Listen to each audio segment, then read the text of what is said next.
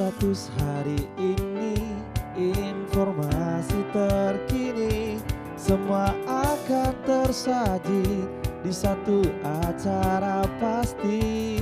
Oh, oh, ngobrol asik di beranda, ngobrol seru di beranda, inovatif dan terbuka, adat-adat dan budaya. Beranda untuk kita semua. Hai, halo, assalamualaikum warahmatullahi wabarakatuh. Halo pemirsa TVRI dimanapun Anda berada dan juga aktivitas Anda ya. Hari ini jumpa lagi bersama saya Gina Febriona di Beranda. Nah, udah hari Senin ya. Seperti biasa setiap hari Senin ya kita akan membahas seputar dunia kesehatan yang tentunya akan memberikan solusi untuk Anda agar selalu ataupun bersemangat ya untuk tetap hidup sehat. Nah, baik pemirsa, tentunya kalau berbicara tentang penyakit kanker ya, penyakit kanker ini merupakan penyakit yang memang benar-benar harus kita waspadai. Salah satunya adalah penyakit kanker serviks. Kanker serviks ini penyakit yang sering kita dengar rentan terjadi pada wanita. Nah, agar terhindar dari penyakit kanker khususnya kanker serviks, kita akan bahas lebih lanjut di Beranda dengan tema deteksi dini kanker serviks. Dan kita sudah menghadirkan seorang dokter di studio yang bernama Dr. Elvira Sungkar MKOG SPOG. Kita sapa dulu ya. Halo dokter. Halo Mbak Gina. Gimana kabarnya? Alhamdulillah sehat. Sehat ya. Dokter cantik sekali. Oh, terima kasih. Dokter saudaranya Shiran Sungkar bukan ya? Iya, saudara juga, tapi jauh. Sama-sama Sungkar nih Sama-sama soalnya ya. Saya Sungkar. udah nembak wajahnya juga mirip-mirip ya, ke Arab-Araban gitu ya. Baik, nah dokter, ini kan bahas tentang kanker serviks ya. Kalau ngomongin soal kanker sebenarnya agak-agak ngeri-ngeri gitu ya dok ya, agak serem gitu ya. Namun ini memang penting sekali harus kita bahas supaya seluruh pemirsa ataupun masyarakat TVRI Sumatera Utara bisa teredukasi dokter, supaya tidak membiarkan lama-lama kalau misalnya ada gejala dari kanker serviks. Mungkin kita bahas dari kankernya dulu nih dokter. Iya. Sebenarnya apa sih yang dimaksud dengan kanker? Ya, sebenarnya kanker itu sendiri adalah per definisi merupakan suatu penyakit keganasan yang menyebabkan mutasi genetik dari dalam tubuh kita. Jadi ya memang seperti kita ketahui sampai saat ini kanker itu sendiri belum ada obat pilihan yang tepat. Jadi karena ada mutasi gen sehingga salah satu terapi daripada kanker itu sendiri adalah radioterapi atau radiasi. Nah, kanker itu sendiri sebetulnya bisa mengenai organ apa saja di dalam tubuh kita. Salah satunya ya kanker serviks atau kanker leher rahim atau kanker porsio. Nah, itu adalah salah satu kanker yang menyeramkan ya, yang bisa diderita oleh seorang wanita. Oh iya baik dokter. Nah sebelumnya beberapa minggu lalu kita juga sempat ya pemirsa bahas tentang radiasi, tentang radioterapi untuk pengobatan kanker nih dokter ya. Berarti sebenarnya salah satu pengobatan itu. Namun kita balik lagi ke awal dokter, kanker yang paling umum terjadi di Indonesia. Kanker apa aja dokter? Sebenarnya yang pertama sekali di urutan pertama itu adalah kanker payudara.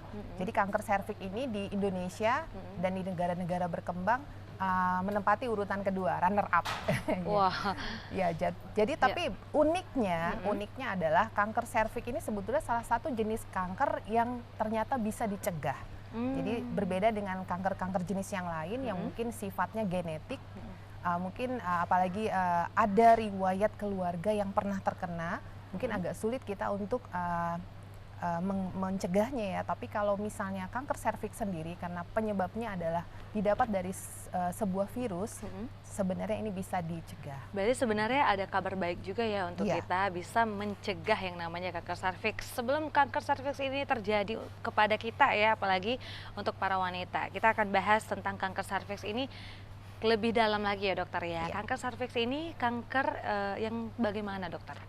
Ya, jadi sebenarnya kanker ini adalah didapat dari hubungan seksual dan tertular dari sebuah virus yang namanya HPV atau Human Papilloma Virus. Dan Human Papilloma Virus ini sebenarnya ada beberapa tipe yang bisa menyebabkan kanker dan ada juga yang bisa menyebabkan kondiloma acuminata. Kalau Mbak Gina pernah tahu tuh ada gambaran seperti bunga kol ya yang baik. menyebabkan kelainan kulit ya, yang disebabkan salah satunya karena HPV itu sendiri. Nah, seperti itu. Oke, baik, berarti penyebabnya adalah virus ya dokter ya. Ya, virus. Lalu apa sih penyebabnya virus? Kalau penyebab lain yang misalnya kurangnya kebersihan, kira-kira itu bisa menyebabkan kanker juga kah dokter? Ya, sebenarnya ada beberapa faktor resiko, tapi penyebab intinya adalah HPV itu sendiri. Namun beberapa faktor resiko seperti personal hygiene-nya, kemudian yang paling penting adalah multiple partner seksual ya, berganti-ganti pasangan Oh, seksual. itu nggak boleh juga ya? Iya, itu udah pasti. Iya, nggak boleh lah dok ya, pasti lah. Kemudian ya mungkin Lalu- usia muda ya, usia Iya. terlalu muda pada saat melakukan hubungan seksual ya, itu juga rentan sekali untuk mendapatkan cancer ini. Baik-baik. Lalu gejalanya seperti apa dokter supaya kita mengetahui nih bahwasanya kita sudah ini kayaknya gejala dari kanker serviks. Iya. Apa aja? Umumnya adalah keputihan. Jadi mungkin berbeda dari keputihan yang disebabkan oleh suatu bakterial vaginosis, yang disebabkan oleh kuman atau jamur, yang mungkin pada saat dilakukan terapi itu bisa langsung sembuh. Tapi keputihan yang gejala dari kanker ini adalah keputihan yang berulang. Jadi walaupun sudah dilakukan terapi, dilakukan pengobatan keputihan, namun terjadi keputihan kembali. Nah, jadi kita nggak boleh sepele dengan gejala-gejala keputihan tersebut. Jadi apabila kita memang sudah pernah melakukan hubungan seksual, seyogyanya minimal 3 tahun setelah kita melakukan hubungan seksual, kita harus melakukan pap smear. Ya, dok, Ada atau tidak ada gejala. Iya. Saya sering dengar nih, kita harus pap smear kalau misalnya sudah berkeluarga. Namun minimal 3 tahun ya dokter ya Iya. berarti ya. Baik. Kalau merasakan sakit di area perut itu apakah termasuk gejala dari kanker serviks juga dokter? Iya, jadi mungkin kayak yang seperti saya sebutkan tadi, keputihan adalah suatu gejala awal. Namun apabila kanker itu sudah mulai menjalar atau istilah medisnya bermetastase, tentunya akan ada gejala nyeri pada bagian perut. Oke. Ya, kemudian apabila kanker itu sendiri juga sudah menimbulkan massa, membuat massa di serviks atau di mulut rahimnya, itu akan mengakibatkan terjadinya kontak bleeding. Jadi terjadi darah keluar pasca berhubungan seksual. Nah, itu juga salah satu gejalanya. Oke, berarti sebenarnya kalau udah ada tanda-tanda itu ya pemirsa ya, kita harus mewaspadai. Iya. Terjadinya berarti ini gejala dari kanker serviks itu sendiri Benar. dokter ya. Lalu kira-kira berarti tadi karena ada keputihan, lalu ada rasa sakit ya, kemudian Kontak pendarahan pada bleeding, saat ya, pasca melakukan berhubungan. hubungan ya. Lalu apakah kanker serviks ini ada jenis-jenisnya kak dokter ya? Karena kan kita nggak tahu ini apakah kanker serviksnya masih baru Iya. ataukah udah parah dokter. Bagaimana nih kita mengetahuinya? Sebenarnya jenisnya sih hanya satu, cuman tipe virusnya itu memang ada yang tipe ringan dan tipe berat ya. Kalau gitu. yang kanker ini sendiri disebabkan oleh HPV yang berisiko tinggi, Iya. yaitu tipe 16 dan 18. Iya. Sedangkan tipe 11 itu mengakibatkan kondiloma acuminata yang mungkin lebih mudah menyembuhkannya. Jenis-jenis kanker serviks ini tergantung dari stadiumnya. Iya. Jadi semakin tinggi stadiumnya tentunya prognosa atau kemungkinan sembuhnya itu sangat kecil. Nah, itu dia. Oke, apa yang harus kita lakukan dokter? Kalau misalnya kita memiliki gejala awal tadi ya, Iya. dari gejala kanker serviks. Iya. Jadi sebenarnya virus ini dari mulai dia nempel, nongkrong di Iya. mulut rahim sampai mengakibatkan kanker itu butuh waktu yang sangat lama Mbak Gina. Bahkan 1 sampai 2 dekade. Jadi 10-15 tahun baru dia menjadi suatu kanker. Nah, sebelum dia menjadi kanker, dia bahkan membuat suatu prakanker. Jadi sebelum menjadi kanker, dia bisa dilihat dalam bentuk lesi prakanker. Apa Nah, tuh dok? jadi biasanya kita bisa mendeteksi lesi prakanker itu pada saat kita melakukan deteksi dini secara inspeksi visual asetat. Kalau pernah didengar itu adalah pemeriksaan IVA. Nah, itu dia. Jadi bisa dilihat di mulut rahim itu akan ada gambaran seperti putih, berwarna putih, ya seperti gambaran mozaik berwarna putih. Dan apabila kita lakukan pemeriksaan lanjut, mungkin kita bisa melihat, oh ini sudah merupakan suatu lesi prakanker. Dan apabila lesi prakanker ini di situ terdeteksi, cepat dideteksi dan cepat dilakukan pengobatan, 100% penyembuhannya akan ada. Jadi prognosanya sangat baik. Seperti, jadi dia belum menjadi kanker, tapi dia menjadi pre-kanker. Jadi sebelum menjadi kanker itu, lesi prakanker itu disembuhkan, maka 100% sembuh. Oke, berarti penyakit kanker ini kanker serviks bisa disembuhkan, Dok? Bisa disembuhkan apabila cepat dideteksi. Iya, baik. Nah, itulah pentingnya deteksi dini kanker serviks betul. tadi ya, dokter ya.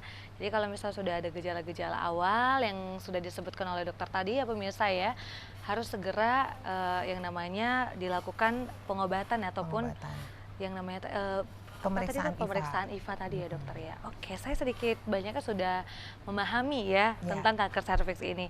Lalu dokter, siapa saja sih yang berpotensi lebih besar terkena kanker serviks? Yang pasti orang yang multiple partner seksual. Jadi kan mungkin ya gaya hidup sekarang ya kita nggak bisa pungkirin. Jadi mungkin semakin banyak orang yang mempunyai lifestyle, mempunyai partner seksual yang berganti-ganti. Itu adalah salah satu faktor risiko yang paling tinggi. Seperti yang saya katakan tadi, menikah dengan usia yang muda itu juga sangat rentan ya, karena usia muda mungkin masih punya emosional yang masih labil ya, sehingga mungkin tidak bisa mempertahankan rumah tangga misalnya ya, akhirnya terjadilah perpisahan ya, yang mengharuskan dia harus menikah lagi dengan orang lain, dengan partner seksual yang lain. Dari sebuah penelitian itu bahkan dikatakan salah satu pasangan itu mempunyai partner seksual yang lain itu 10 kali resikonya menjadi lebih besar untuk terkena kanker serviks ini. Nah, itu dia. Kemudian gaya hidup lagi misalnya yang suka merokok ya, kemudian ya punya gaya hidup yang bebas, nah, itu juga orang-orang yang berpotensi memiliki resiko tinggi untuk terkena kanker serviks ini. Namun dengan beberapa deteksi, nanti mungkin kita bisa kupas satu-satu ya Mbak Gina. Sebenarnya kanker serviks ini bisa kita cegah sebelum dia betul-betul menjadi suatu kanker, seperti itu. Oke, itu dia ya, sudah ada 3 poin sih tadi yang saya tangkap ya, untuk orang-orang yang sering terkena ataupun berpotensi lebih besar terkena kanker serviks ya. Nah, itu sebenarnya harus dihindari. Namun nanti kita akan bahas lebih lanjut lagi pemirsa, bagaimana sih cara untuk mendeteksi dini kanker serviks, lalu gimana sih cara pencegahan dari kanker serviks ini sendiri. Kita akan lanjut di segmen kedua, pemirsa jangan kemana-mana, tetap di Beranda.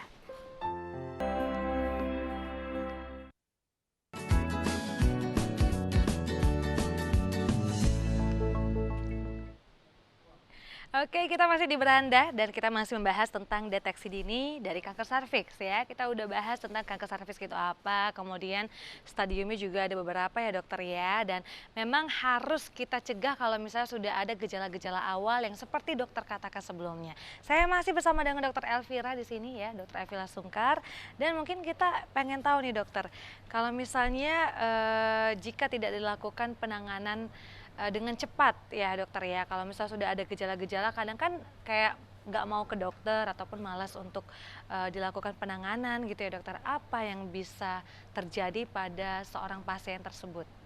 Ya, jadi sebenarnya tingkat besarnya tingkat kematian pada kanker serviks ini sebenarnya cukup miris ya di Indonesia.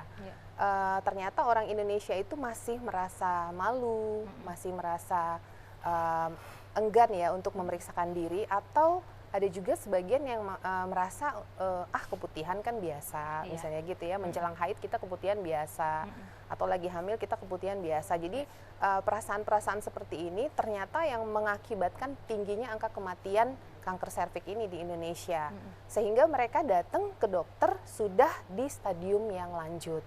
Jadi gejala keputihan, kontak bleeding yang pasca berhubungannya berdarah itu disepelekan, sehingga akhirnya mereka datang ke kita tuh dalam kondisi sudah sulit untuk buang air kecil, ya, kemudian terjadi perdarahan yang luar biasa hebatnya, sehingga semakin tinggi stadium ini tentunya angka kesembuhannya juga semakin rendah. Jadi kalau kita sepelekan nih Mbak Gina, jadi tidak melakukan deteksi dini, tidak rutin melakukan deteksi dini seperti pap smear ataupun IVA, tentunya ini akan mengakibatkan angka kematian yang cukup besar. Karena tadi dokter bilang juga ini kanker serviks merupakan penyakit nomor 2 di Indonesia untuk jenis kanker sendiri ya, yang dapat mematikan ya. Nah, selain yang dokter bilang pap smear dan juga ada namanya pengobatan IVA tadi ya dokter ya, apa sih pencegahan yang bisa kita lakukan untuk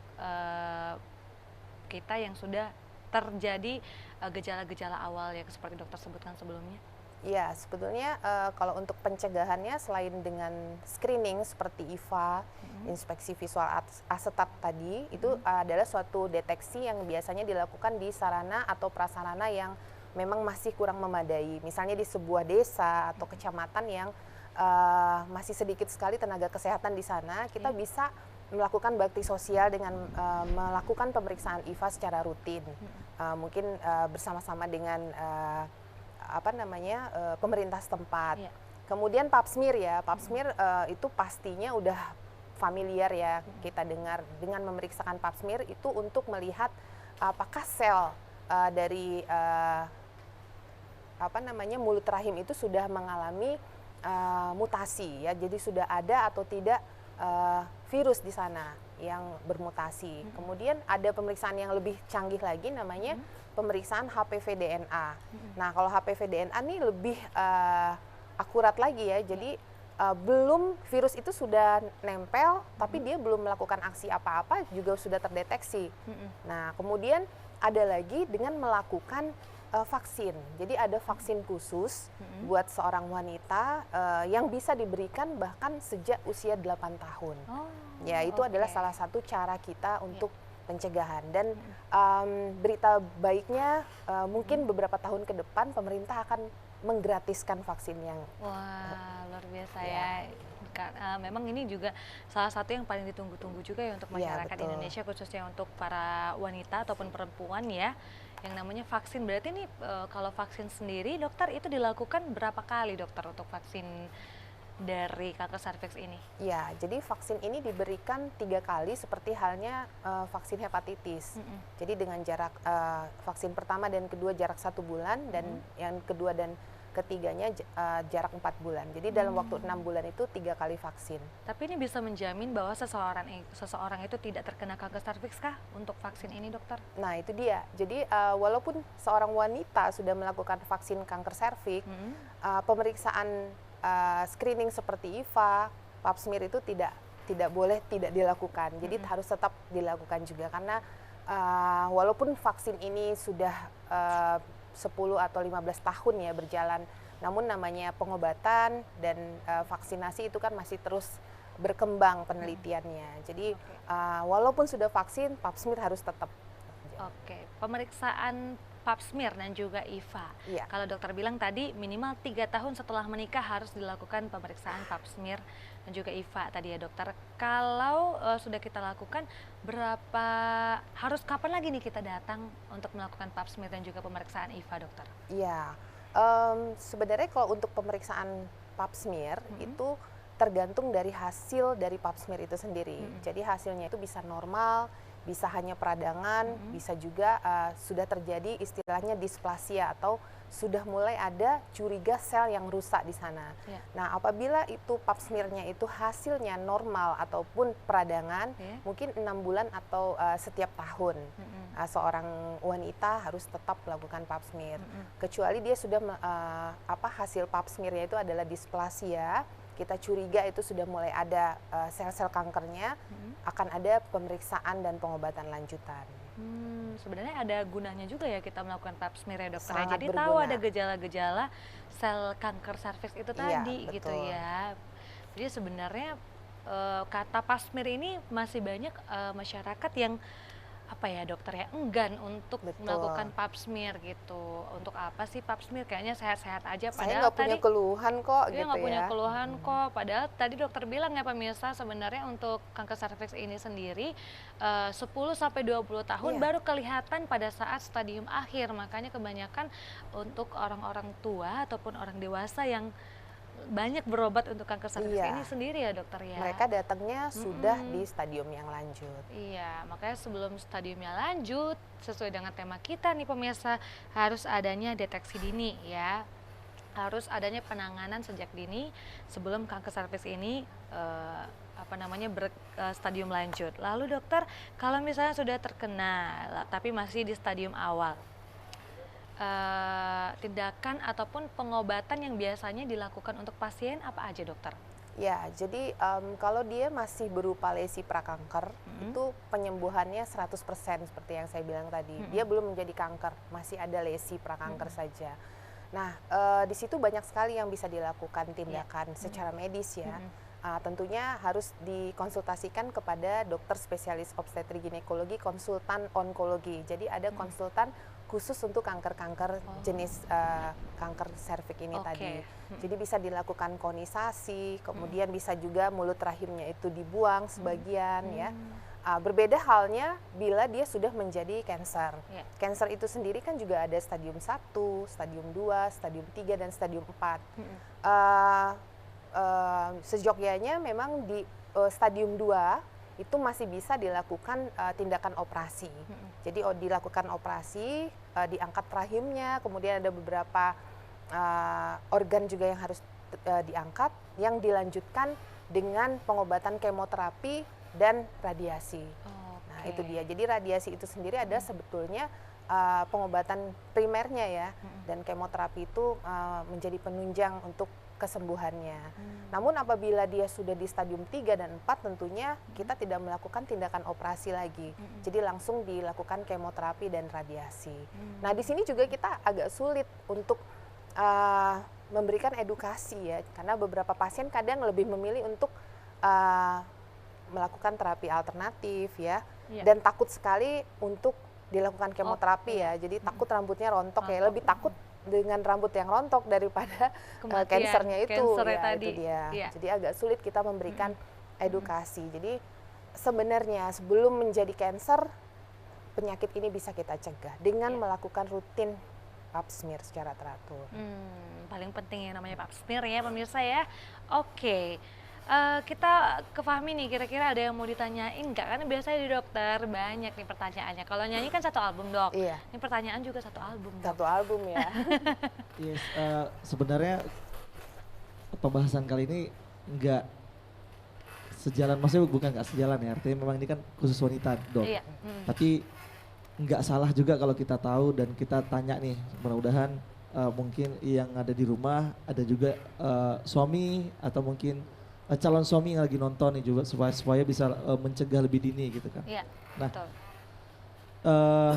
Ketika seorang wanita yang sudah berumah tangga nih terkena kanker serviks, apakah ketika mohon maaf melakukan hubungan suami istri bisa berdampak negatif kepada suaminya? Wah, ini pertanyaan bagus kira-kira bagaimana baiknya dok? Apakah sebaiknya jangan dulu atau mungkin ada cara lain gitu sih? Itu dulu. Ada lagi pertanyaan yang lain nanti? Ada pertanyaan lain. Oke, kita kasih pertanyaan satu lagi sebelum kita break ya. Oh gitu ya. Nah, penanganan kanker serviks apakah bisa berdampak kepada kemandulan? Itu mitos atau fakta? Fakta. Keren banget nih pertanyaan Fahmi ya. Oke, nanti ya. akan kita jawab ya. Untuk pertanyaan-pertanyaan dari Fahmi ini mungkin salah satu pertanyaan-pertanyaan yang memang juga menjadi pertanyaan dari seluruh pemirsa ya. Namun untuk pemirsa yang ingin berinteraksi boleh di 061414633. Sekali lagi yang mau bertanya bersama dengan Dr. Elvira di 061414633. Saya akan kembali lagi setelah break ya. Jangan kemana-mana, tetap di Beranda.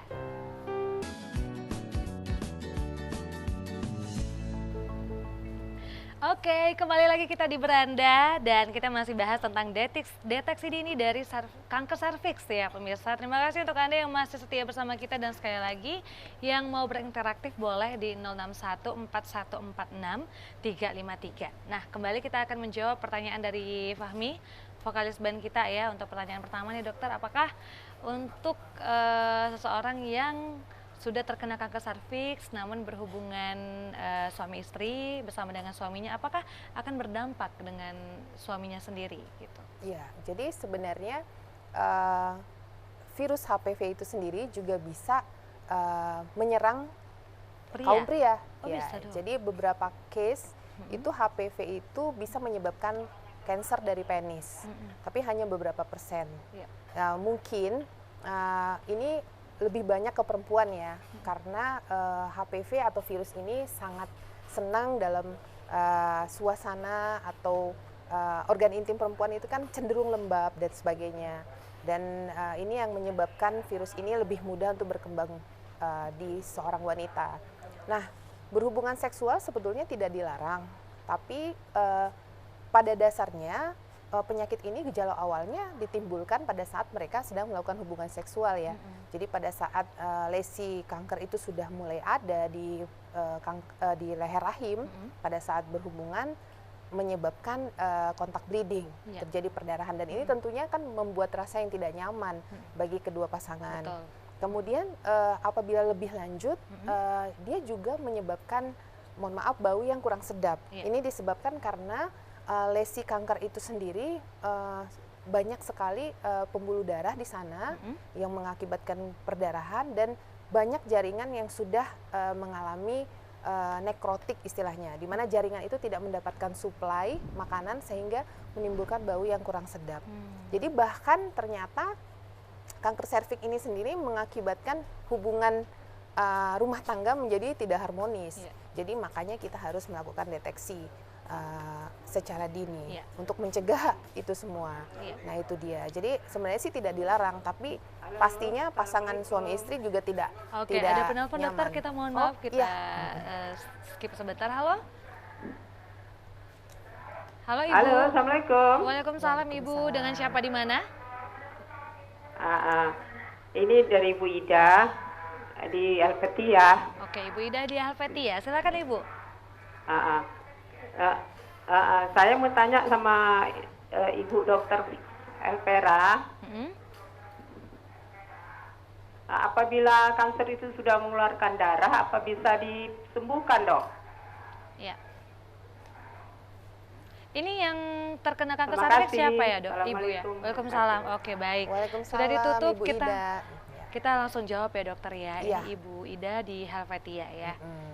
Tapi menyambung pertanyaan yang sebelumnya, apakah sudah selesai dokter untuk jawabannya sendiri dari Fahmi? Ya mungkin Bang Fahminya gimana? Untuk pertanyaan pertama udah oke. Udah ya. Tapi presentasinya sedikit ya dokter untuk Ya, presentasinya menyerang sangat kanker sedikit. ke pria ya. Ya, kanker penis. Berarti nggak perlu takut ya, sebenarnya malah harus mendukung istrinya untuk deteksi Ya, dini tadi betul. itu ya dokter ya. Baik, kita jawab pertanyaan Ibu Ida dulu ya. Ya, Nah, pertanyaan kalau Bu misalnya- Ida tadi ya. Iya.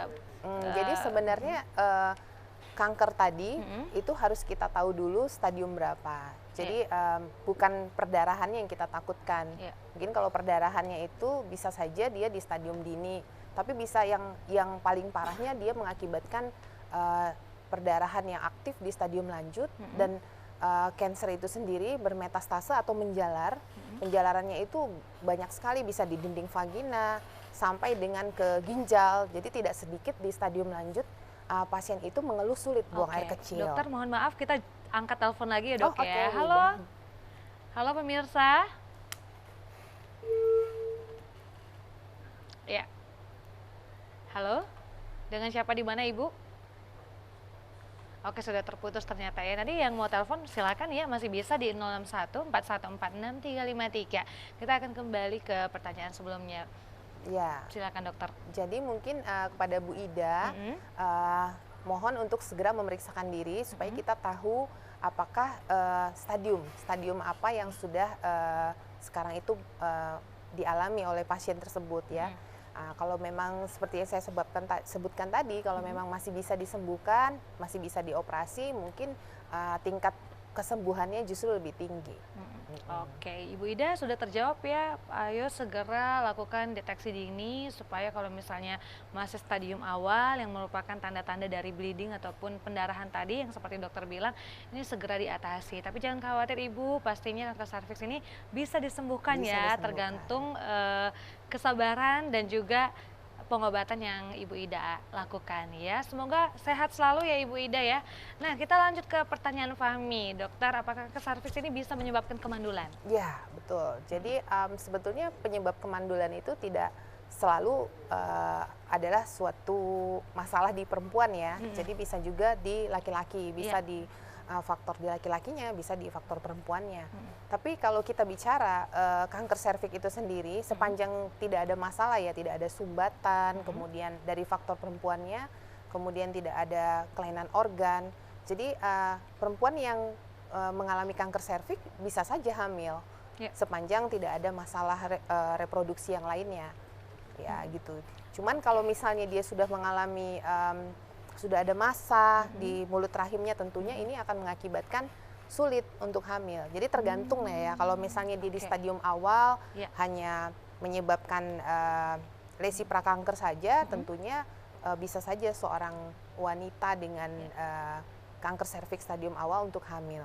Oke, berarti sebenarnya agak ada terganggu sedikit ya untuk kehamilannya, dokter. Terganggu kalau dia sudah mulai ada massa di situ. Dokter, apakah penyakit kanker serviks ini bisa menyebabkan komplikasi, bisa ke penyakit ataupun organ lain? Iya, di stadium lanjut misalnya stadium 3 dan stadium 4 itu dia bisa menyebabkan gagal ginjal. Jadi yang paling sering itu pasien-pasien dengan kanker serviks ini pengobatannya di rumah sakit itu bukan hanya kemoterapi, radiasi, tapi kadang-kadang harus melakukan cuci darah karena komplikasi yang disebabkan oleh massa yang sudah menyebar itu tadi. Oke, itu dia ya, penting ya namanya deteksi dini ya. Dokter, saya dengar ya, dokter sering dokter selain juga menangani pasien-pasien, terus menangani juga yang pap smear dan juga pemeriksaan kehamilan juga ya dokter ya. Saya juga dengar dokter setiap hari Jumat melakukan Jumat Berkah, benarkah dokter? Oh iya. Boleh diceritain dokter, ini Jumat Berkah ini seperti apa? Ya, program Jumat Berkah ini sebetulnya saya juga terinspirasi dari beberapa teman sejawat saya yang sudah duluan melakukannya. Jadi mungkin dalam 1 minggu, mungkin hari Jumat ini kan hari yang spesial ya buat kita gitu. Banyak sekali yang bisa kita lakukan, mungkin sedekah apa ya yang bisa kita lakukan gitu buat orang-orang. Jadi salah satunya mungkin dengan melakukan Jumat Berkah. Jadi buat pasien-pasien yang ingin memeriksakan diri, konsultasi gitu, boleh memberikan biaya konsultasi seikhlasnya. Nanti insya Allah biaya itu juga akan kita salurkan kepada orang-orang yang membutuhkan. Saya senang sekali. Boleh tepuk tangan dulu dong untuk Dokter Elvira, baik sekali ya. Soalnya gimana ya dokter ya, maksudnya melihat dokter yang seperti ini kan jarang-jarang ya Fahmi ya. Dokter Elvira juga banyak membantu pasien, karena nggak semuanya pasien juga mempunyai keuangan yang cukup ya dokter ya. Tapi dokter baik sekali, jadi untuk orang-orang yang ingin memeriksakan, apalagi untuk perempuan ya, melakukan pemeriksaan juga boleh bayar dengan seikhlasnya. Woi, berkah selalu dokter ya. Amin. Biasa ya. Boleh nanti Bang Fahmi datang ke praktek. Sama istrinya udah ini dok, udah menikah Fahmi, tapi nggak kelihatan kan dok? Iya, kelihatannya masih muda banget. Ada satu pertanyaan lagi. Oh boleh. Oke, silakan. Di Indonesia sendiri. Ada telepon, mohon maaf kita angkat dulu. Oke, halo. Halo. Halo, ya kerabat sehat, halo. Iya Ibu, dengan siapa di mana Ibu? Bapak ya, kurang kedengaran suaranya. Bapak boleh televisinya dikecilin dulu. Bapak lebih kuat suaranya. Ya, halo. Nah, sudah tutup ya? Oke, nanti boleh ditelepon lagi. Boleh ditelepon lagi ya untuk ibu ataupun bapak yang sedang menelpon. Kita nanti akan kembali lagi setelah segmen yang berikut ini. Jangan kemana-mana, kita akan lihat pesan-pesan yang berikut ini.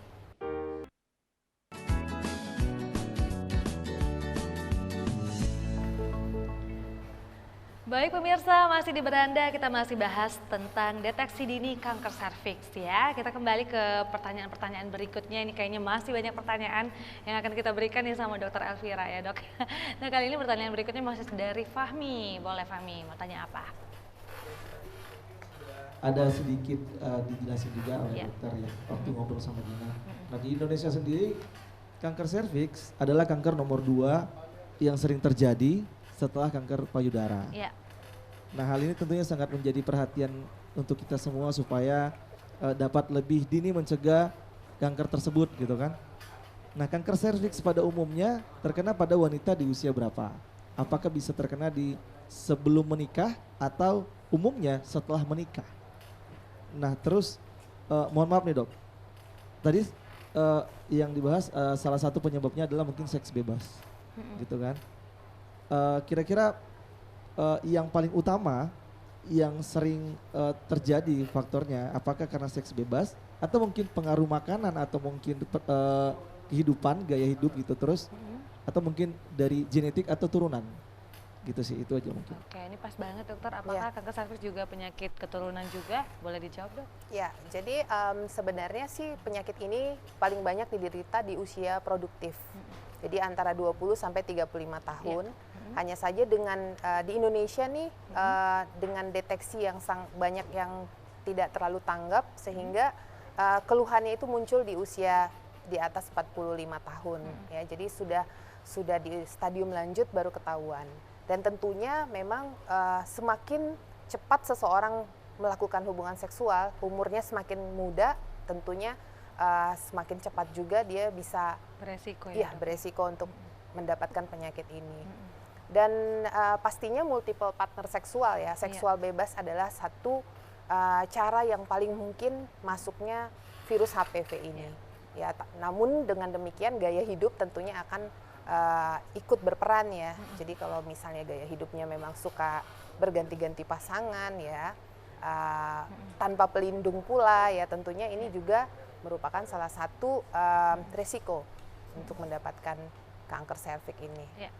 Oke dokter, ini nggak terasa ya kita sudah di penghujung acara. Boleh dokter kasih pesan sehat terkait tema kita hari ini, deteksi dini kanker serviks. Boleh dokter kasih sedikit motivasi untuk para perempuan-perempuan Indonesia untuk yang namanya melakukan deteksi dini dari kanker serviks. Silakan dokter. Ya, kepada seluruh perempuan yang ada di Indonesia, khususnya di Kota Medan, mari kita tumbuhkan kesadaran untuk meningkatkan kesehatan kita, karena kita adalah perempuan sebagai madrasah bagi anak-anak kita.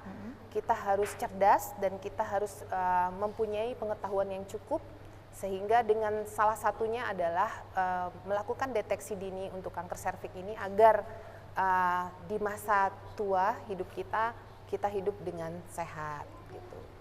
Oke, baik. Terima kasih Dr. Elvira Sungkar, MKOG SPOG. Sama-sama Mbak Gina. Terima kasih TVRI Medan. Sumatera Utara dokter. Sumatera Utara. Terima kasih sudah hadir bersama kita memberikan edukasi dan juga motivasi untuk para perempuan Indonesia khususnya Sumatera Utara dan juga seluruh pemirsa mungkin ya, mau bapak-bapak ataupun laki-laki juga bisa memberikan pengetahuan untuk adik-adiknya, ibunya ataupun istrinya sendiri ya dokter betul. Ya. Harus melakukan deteksi dini kanker serviks supaya tidak berujung yang namanya stadium lanjut ataupun menyebabkan kematian ya dokter ya. Terima kasih dokter sudah hadir studio. Nanti boleh datang lagi kalau misalnya kita undang ya dok. Nah pemirsa sekali lagi Anda tentunya harus selalu melakukan gaya hidup sehat ya. Ini paling penting sekali dan sesuai dengan tema kita deteksi dini boleh yang namanya melakukan pap smear ataupun kalau misalnya udah ada gejala-gejala yang sudah kita jelaskan tadi boleh langsung melakukan penanganan ke profesional ataupun ke dokter ya. Baik, untuk pemirsa jangan lupa untuk follow Instagram kita ya di TVRI Sumatera Utara karena tentunya ada pemilihan penyiar untuk Sumatera Utara.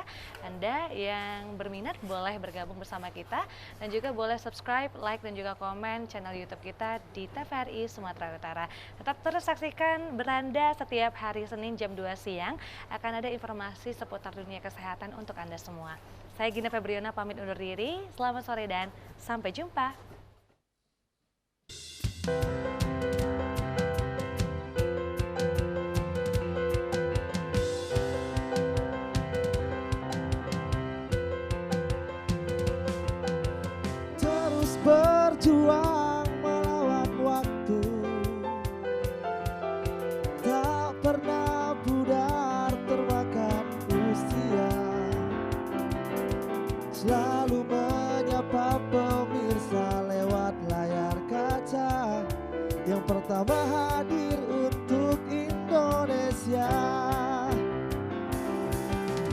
jauh melangkah terus berjaya, membangun budaya bangsa Indonesia. Oh, oh. Kobarkan api semangat di dalam dada sebagai media pemersatu bangsa. Oh, tetap semangat, bergandeng tangan, satukan langkah bersama TVRI. Jayalah TVRI, jayalah untuk negeri, selalu di dalam hati rakyat Indonesia, selalu melayani, memberi yang terbaik, satukan perbedaan untuk Indonesia.